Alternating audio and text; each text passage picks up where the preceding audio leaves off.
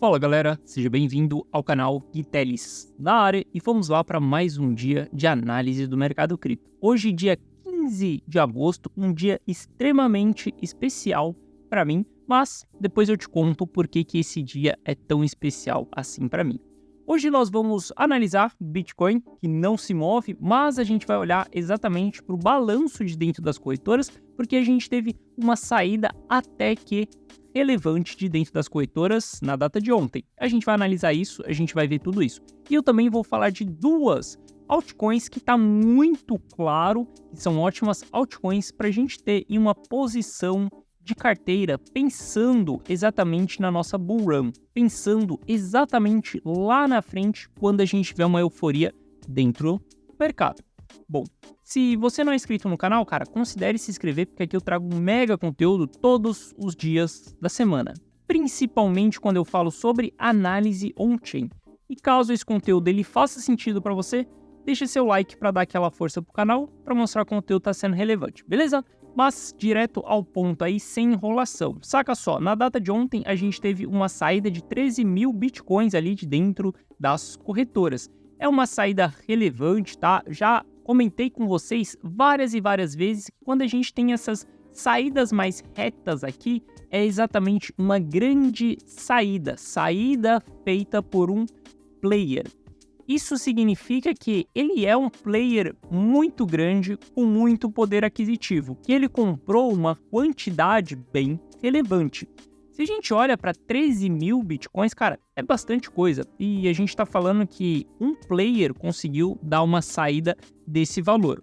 Quando a gente olha exatamente para essas grandes saídas aqui que nós temos, cara, isso daqui é um sinal de interesse dessas pessoas com maior poder aquisitivo pela região que nós estamos, né? Exatamente falando desse momento.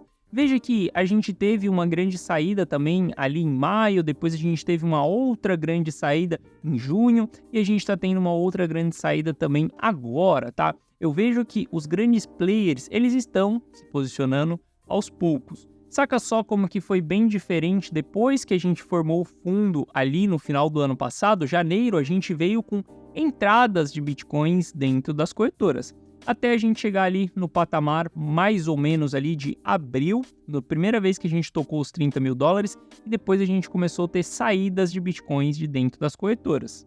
Saca só, aqui ó, a gente consegue ver claramente quando a gente teve a entrada de 80 mil bitcoins dentro das corretoras, que foi exatamente a Luna Foundation, tá? Mandando esses bitcoins para dentro das corretoras, e de lá para cá, quando a gente tem os eventos de caos, quando a gente tem os colapsos, a gente tem muitos players aproveitando essas oportunidades e comprando. Então compraram o fundo ali quando a gente teve a 3AC quebrando e teve muita compra ali no finalzinho do ano, depois que a FTX quebrou.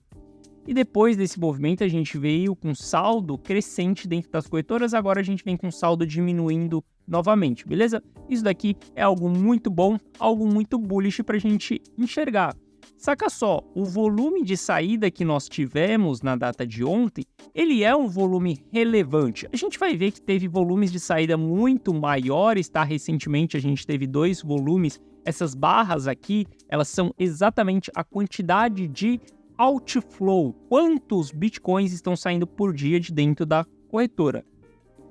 E, obviamente, a gente precisa analisar o valor net, já vou falar com vocês sobre o valor net, mas aqui eu tô olhando só para a gente comparar quando que nós tivemos eventos desse tipo, tá? Então a gente olha ali exatamente um pouquinho antes da FTX quebrar, ela quebrou exatamente nesse período aqui, a gente vê que também tinha saídas relevantes. Quando a gente teve o Silicon Valley Bank quebrando também, a gente teve saídas nessa proporção. Mas o importante é sempre a gente analisar o valor net. O valor net é a diferença da entrada menos a saída. Se der negativo, a gente está tendo mais saída. Se der positivo, a gente está tendo mais entrada do que saída. E saca só como a gente está tendo muito mais saída nesse momento do que entrada de bitcoins dentro das corretoras. Isso daqui é um movimento extremamente bullish, tá? E isso daqui não faz preço no curto prazo. Tem muitas pessoas que acreditam que porque a gente tem bitcoins entrando ou saindo de dentro das corretoras, isso vai fazer preço no curto prazo. E não, isso não faz preço no curto prazo. Porque um grande player, ele precisa fazer compras por faixa, como ele precisa fazer vendas por faixa. Então significa que quando a gente vê as saídas, ele está comprando por faixas de preço, só que a gente não sabe quanto tempo ele vai levar para comprar tudo isso. A venda acontece da mesma maneira. E se isso não faz preço no curtíssimo prazo, para que a gente analisa isso? Bom, a gente analisa isso para entender a direção do mercado, para entender o que os players estão pensando daqui para frente. Se as pessoas estão comprando, sacando das corretoras e grandes players, quando a gente vê a barra ali, é um grande player, está sacando das corretoras, significa que ele está com uma expectativa positiva para os próximos meses que a gente tem pela frente. A gente viu que tivemos saídas ali e depois que a FTX quebrou, né, outubro, novembro, dezembro, a gente teve, novembro que a FTX quebrou, a gente teve saídas muito fortes de dentro das corretoras, porque eles estavam pensando lá na frente. E nós, como investidor, você aí do outro lado, cara, você pode jogar o jogo junto com esses caras, ou você pode jogar o jogo contra esses caras. A decisão é totalmente sua. Eu escolho jogar junto com esses caras, beleza? Por isso que eu também estou acumulando o meu, por isso que eu também estou sacando os meus. Quando eu olho para esses dados aqui, eu continuo bullish. Por mais que a gente olhe para o preço do Bitcoin, a gente vê que o preço dele não está se movimentando, a gente está nesse patamar dos 29 mil dólares ali. Cara, se a gente olhar, olha só quanto tempo de lateralização nós já estamos aqui. Há 54 dias o preço dentro da mesma zona. Nem tô considerando que a gente já ficou um longo período aqui atrás, ó, próximo dessa região, cara. A gente ficou exatamente 73 dias aqui dentro desse patamar de 27 mil dólares. Ou seja, quando a gente olha para o preço não se movimenta muito, não traz nada de novo. Até então, a gente analisar price action nesse momento é extremamente ruim, porque saca só, tudo o que acontece durante essas lateralizações são falsos rompimentos. A gente teve exatamente um rompimento de uma cunha descendente aqui. Todo mundo sabe que uma cunha descendente joga o mercado para cima. A gente não teve continuidade. Quando a gente olha exatamente para o que acontece com o RSI aqui, ó, a gente já rompeu já a média do RSI e a gente já está tentando construir pivô em cima disso, mas o mercado não se move também. A gente não tem movimentação porque estamos vivenciando uma lateralização. Durante uma lateralização, todos os rompimentos são falsos rompimentos. Enquanto a gente não sai de dentro de uma lateralização, o preço não vai nos indicar qual que é o próximo caminho, qual que é a próxima direção que ele vai seguir. Só que se a gente olhar para os dados on-chain, a gente consegue entender como que está o comportamento dos investidores e estamos olhando por trás do preço nos dados on-chain. Estamos olhando exatamente para o comportamento dos investidores enquanto a gente tem essa lateralização. Quando eu olho para esse comportamento e eu vejo que a gente está tendo saída de dentro das exchanges, eu vejo que a gente tem um interesse ainda por acúmulo, a gente ainda tem um interesse por compra. Isso daqui para mim é bullish, tá? Então eu continuo comprado na tese de que a gente vai para cima e não do que a gente vai para baixo. Quando eu olho exatamente para os dados nesse momento, tá? E aqui é uma análise minha que depende do meu viés, depende do meu conhecimento, depende, cara, de como que eu tô olhando para o mercado e quanto de exposição eu tenho no mercado. Eu olho e vejo que a gente vai para cima na hora que toda essa apatia acabar. Na hora que a volatilidade voltar para o jogo, eu vejo que nós vamos para cima. Eu continuo bullish em cima da minha análise. Se a gente for para baixo, eu errei. Tá tudo bem se eu errar ao longo desse processo. Não sou nenhuma divindade que consegue prever o futuro e acertar 100% das minhas decisões. Não, algumas decisões, elas acabam sendo erradas. O que importa é acertar mais que errar. E quando a gente olha exatamente para a movimentação que nós aqui do canal, tanto você quanto eu, vem fazendo, que é compramos região de fundo, aportamos nos últimos pullbacks, tudo isso está nos dando lucro ao longo desse processo. Mas vai chegar um momento que a gente vai errar, que a tendência vai reverter e o mercado vai jogar para baixo. Mas até que isso aconteça, é melhor a gente continuar seguindo na nossa estratégia. Pullbacks são oportunidades de compra, tá? Eu não vejo os pullbacks como sendo um perigo ainda para o mercado para que a gente reverta uma tendência. Só vou considerar uma reversão de tendência na hora que realmente isso acontecer.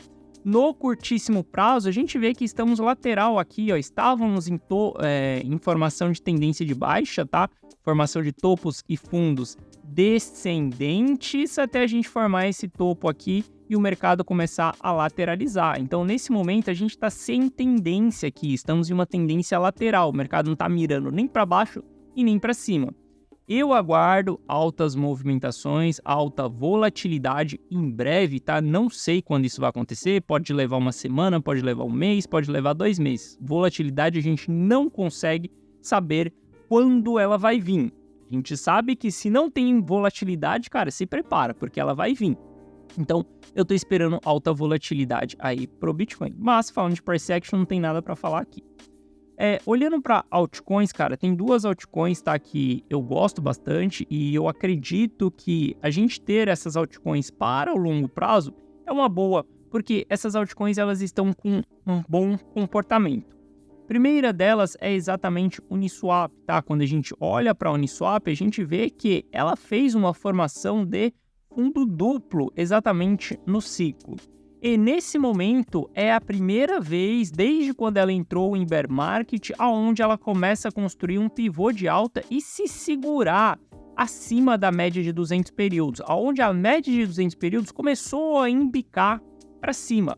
A gente ainda vai ter consolidação dessa região, tá? O mercado ele pode ficar ainda mais um tempo preso aqui, ó, sanduichado. A gente tem várias resistências para serem enfrentadas, como os $7 ali, mas a gente ainda pode consolidar ainda bastante dentro dessa região. Só que o fato da gente começar a apontar a média para cima, isso daqui já é um sinal de que os vendedores estão em exaustão, de que os vendedores não estão mais conseguindo dominar o jogo. Essa é uma das altcoins que está começando a reverter o seu padrão.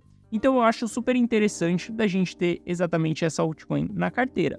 E quando eu olho para os dados on-chain para entender o que está acontecendo exatamente com essa altcoin, eu vejo que a gente tem players acumulando elas. A gente tem grandes compras em carteiras de Uniswap. Quando a gente olha exatamente para essas carteiras, são carteiras mais pesadas. E a gente vê que está tendo acumulação desde quando ela chegou na sua região de fundo, exatamente cá atrás. Então a gente vê que tem um interesse por compra desse ativo. E quando a gente olha esses padrões gráficos laterais aqui, a gente está vivenciando exatamente manipulações, travamento de preço, manipulação do sentido de travar o preço, não deixar o ativo se movimentar para que você consiga comprar tudo aquilo que você precisa. Não é manipulação de estopar a galera, não é manipulação nada disso, não estou falando nada disso, estou falando de manipulação aonde você é um player muito grande, tem bilhões, milhões de dólares para investir e para você efetuar uma compra, você precisa travar o preço dentro de uma região.